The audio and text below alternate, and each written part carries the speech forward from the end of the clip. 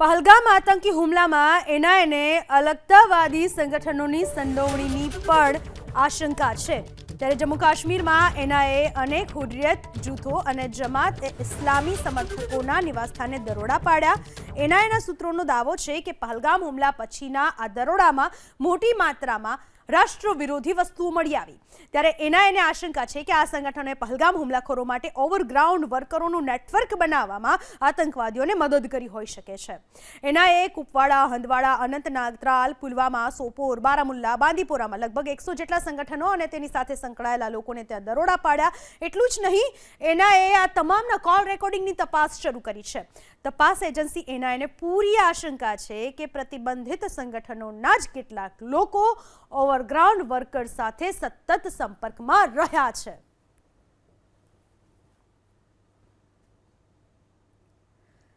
પહલગામ આતંકી હુમલામાં એનઆઈને અલગતાવાદી સંગઠનોની સંડોવણીની પણ આશંકા છે। ત્યારે જમ્મુ કાશ્મીરમાં એનઆઈએ અનેક હુર્રિયત જૂથો અને જમાત એ ઇસ્લામી સમર્થકોના નિવાસસ્થાને દરોડા પાડ્યા।